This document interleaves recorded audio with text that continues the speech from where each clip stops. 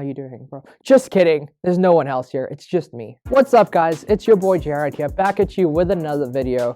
I hope you guys are doing good. Today we're going to be doing a very interesting thing because we're going to be talking about a topic I feel is presented very weirdly and very badly. It is this view of faith. Like, what is faith? Is faith blind? I mean, how many times have you heard Christians go, you don't see your brain, but you just believe in it? That's not at all what it is. And I feel like when it's presented, non-believers will look at you and go, you're nuts. And maybe you're sitting here and you've experienced this and you're going, yeah, this is crazy. Like, I will not believe in any of this.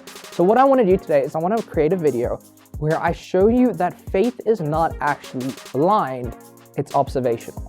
And I'm going to show you the logic behind faith because I believe that most people don't understand the logic behind it. So what I want to do is I'm not going to show you the whole systematic of what we as Christians believe faith is. I'll work on another video of that sometime. So at the end of this video, you're going to have an understanding that faith is not illogical. You don't understand how many times I've been spoken to I am a Christian, spoken to a non-believer, and they go, faith is blind. You have no reason to believe in what you believe in. So today, what I'm going to do is I'm going to show you that faith is actually very logical, and it's a lot better than you think it is. How am I going to do this? Well, I'm going to do it in 3 ways. First of all, I'm going to explain the misconception of faith. Then after that, I'm going to show you the logic of faith. And lastly, I'm going to show you the truth of the matter, which is why we as Christians believe in what we believe in. So by the end of this video, you're going to understand it a lot better. Okay, right. So let's get into the very first thing, right? Because you can't fix a problem that you don't know exists. Let's talk about the misconception of faith, or the misunderstanding of faith, right? When you speak about the word faith, it's defined as something that has complete trust and certainty in, right? If you pop the word faith in onto Google, you're going to get this definition of complete trust and complete certainty of something. Now, as much as this is cool and understand it, most Christians will go, it's there, you just can't see it. Or you can't hear it or you can't feel it, but it's there. And I feel the problem with this is that it gives an example, but it doesn't explain the reasoning. And the problem is people have put faith into an idea of morality rather than it being an idea that actually exists, a proper logical concept. And the problem with that is that it becomes super unreliable. So I believe most non-believers, they sit there and they go, like, why? Like, why should I believe in this? Like, what is so special about faith? And what is so good about faith that I need it all of a sudden? Like, how can I understand faith if it doesn't exist and I've never seen it before? And this is like this big misconception of it.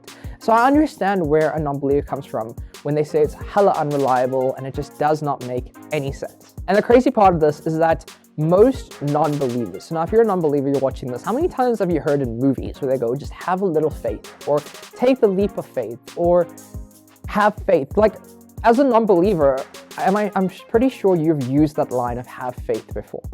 Like, hey, listen, I've got to believe in something wholeheartedly, even though I don't know its outcome, which I feel is a bit questionable as well, because it's an idea that you use, but you don't even believe in it. There's a problem with this understanding of faith being complete uncertainty and completely blind, right? Now, how do we deal with this? Let's get into that. Okay, so we've dealt with this understanding of, well, the misconception of it, okay? Faith is just purely based on morality and it's just purely this like great artistic idea.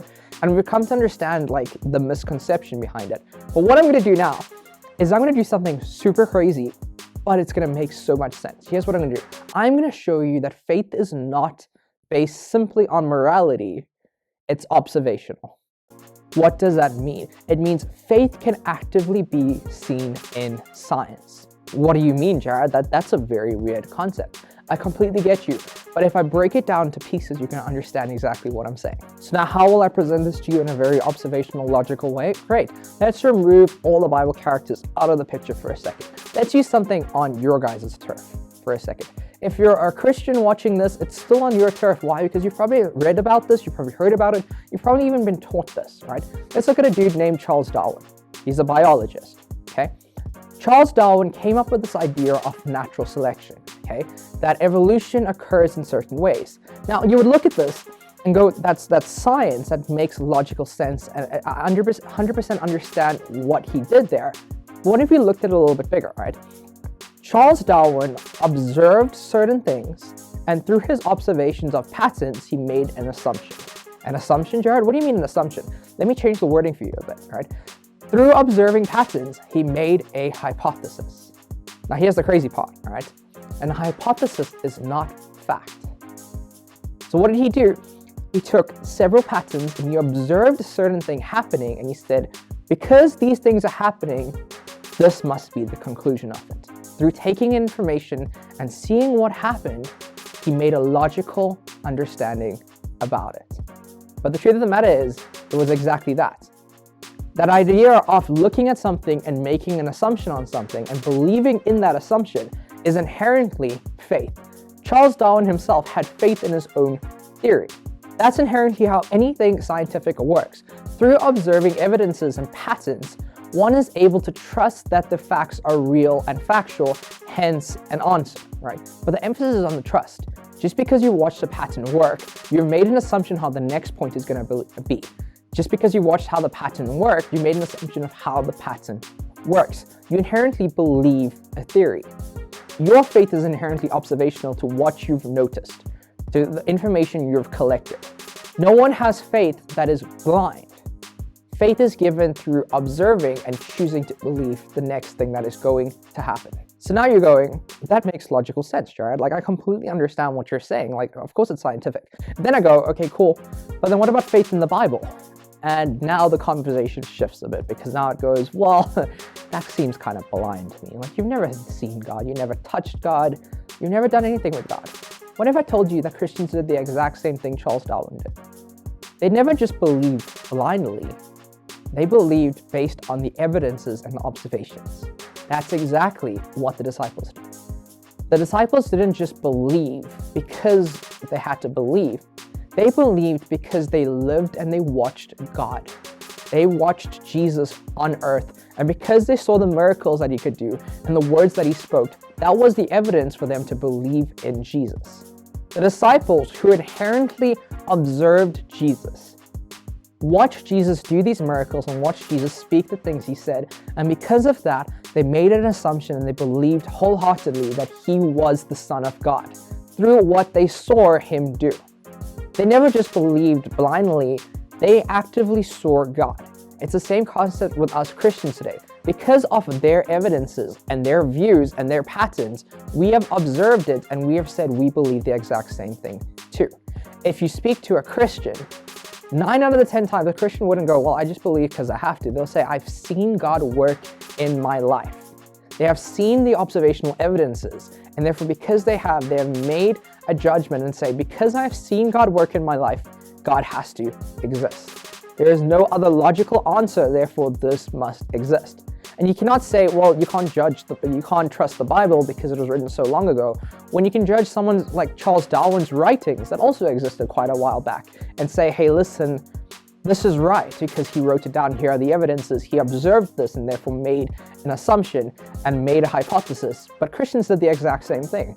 We observed Christ, or the disciples observed Christ, and the people around him observed Christ. And because of that, they said he has to be the Son of God.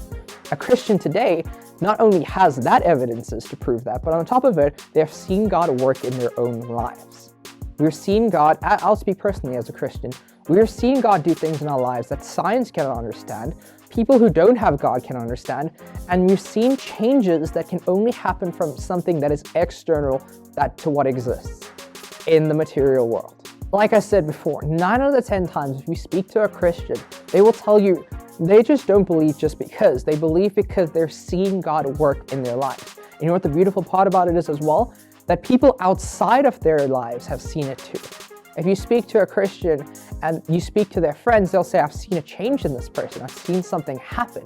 So the observation is not only in the person's life of the change, but it's also from the people around them, which is quite crazy to think about, because if you think about the Bible as well, people saw what the disciples did, and because of their evidences, they also believed. It is this constant motion of belief because of theory, belief because of theory, and belief because of theory.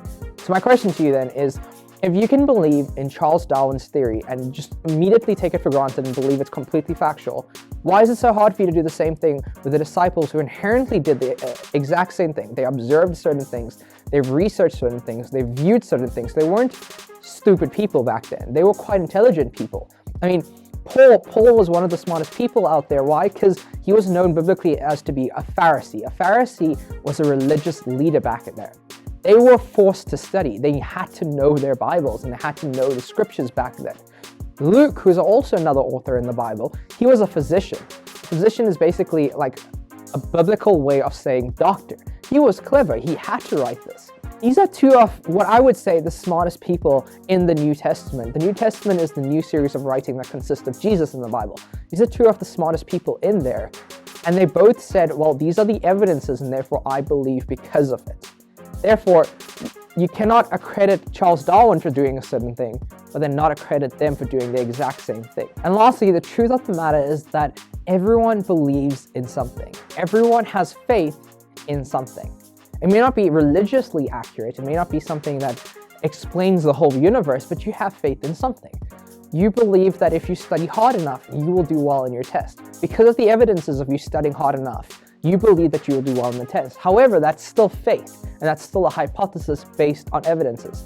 Whether you're a Christian or not a Christian, or even another religion, you still have faith in something, and you still believe in something based on evidences. So would I say faith is blind? No. I honestly don't think faith is blind. Why? Because faith is based off the evidences. Faith is purely observational with trust. It is a combination of saying, hey, listen, I've seen this happen, 1 + 2, 1 + 2, 1 + 2. Therefore, I believe the next thing that's going to happen is 1 + 2. Same concept with us Christians and God. I've seen God do this, I've seen God do this, I've seen God do this, and therefore we believe that God exists because we have the evidences to believe so. And the next time a Christian comes up to you and says, hey, listen, why don't you let me just speak to you about God? Why don't you just give them a chance? Just hear what they have to say, because it's not coming from a perspective of being blind and unknowing and ignorant. It's coming from a perspective of saying, hey, listen, I've seen this work in my life. People have seen this work in my life. People way before I existed have seen this work in my life.